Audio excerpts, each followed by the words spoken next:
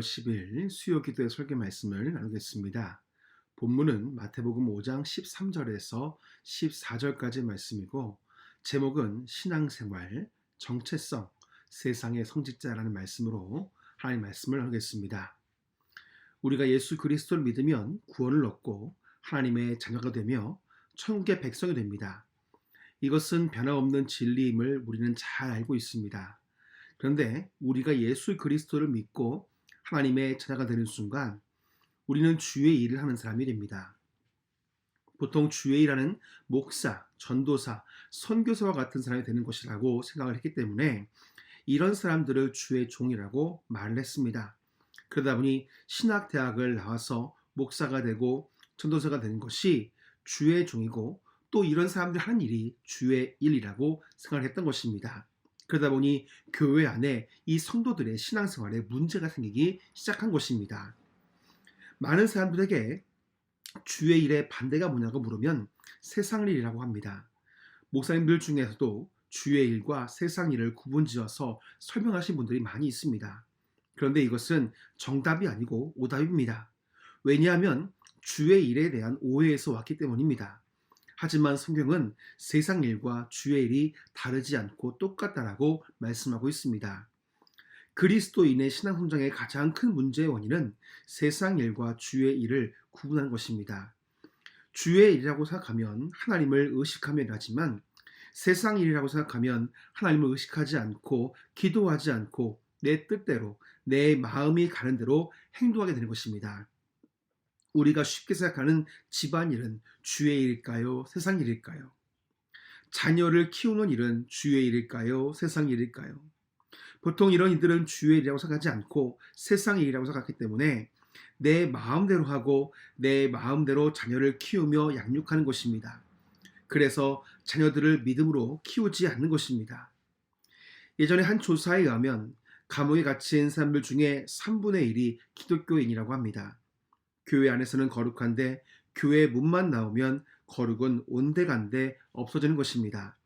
왜 그리스도인들이 장사를 할 때 거짓말을 하고 속이며 물건을 파는 사람들이 있는 것입니까?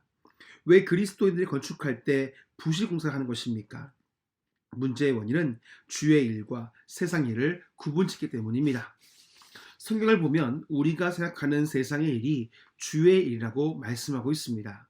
만약 그리스도인들이 세상 일과 주의 일을 나누지 않고 모든 것이 주의 일이라는 생각을 가지고 살 수만 있다면 분명 세상은 변할 것입니다. 하지만 아직도 교회에서는 세상 일과 주의 일을 구분지어 말하는 분들이 많습니다. 물론 도박이나 도둑질을 말하는 것이 아니라 우리가 하는 모든 일상의 일들이 그리스도인들에게는 주의 일이 된다는 것입니다. 만약 제가 여러분에게 당신은 선교사입니까? 또는 당신은 목회자입니까? 라고 물으면 당연히 여러분들은 아니요 라고 답을 하실 것입니다. 사실 종교적인 입장에서 보면 여러분은 목사나 선교사는 아니겠지만 그럼에도 불구하고 여러분은 목회자요 선교사입니다. 하나님이 여러분을 목회자요 선교사로 부르셨다는 것을 여러분 기억하시기를 바랍니다. 우리가 목회자라면 우리가 선교사라면 우리가 있는 그 삶이 목회 현장이고 선교의 현장이 되어야 하는 것입니다.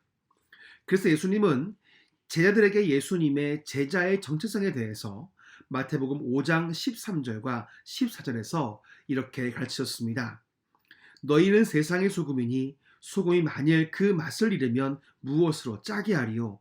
후에는 아무 쓸데없어 다만 밖에 버려져 사람에게 밟힐 뿐이니라. 너희는 세상의 빛이라. 산 위에 있는 동네가 숨겨지지 못할 것이요 라고 말씀하셨습니다. 예수님은 제자들을 향해서 너희는 세상의 소금이고 세상의 빛이라고 말씀하셨습니다. 예수님은 분명하게 세상에라는 말씀을 쓰셨습니다. 세상을 비추는 빛과 소금이 바로 너희들이라고 말씀하신 것입니다. 마찬가지로 예수 그리스도를 믿는 모든 성도는 세상의 빛과 소금이라고 오늘 우리에게 말씀하고 계신 것입니다. 예수님은 이 제자들을 세상의 선교사로 불러주셨듯이 오늘도 예수님은 우리를 세상의 선교사로 부르십니다. 그리고 예수님은 승천하시기 전에 이 제자들이 섬길 선교의 현장에 대해서 이렇게 말씀하십니다. 사도행전 1장 8절 말씀입니다. 오직 성령이 너희에게 임하시면 너희가 권능을 받고 예루살렘과 온 유대와 사마리아와 땅끝까지 이르러 내 증인이 되리라 하시니라. 아멘.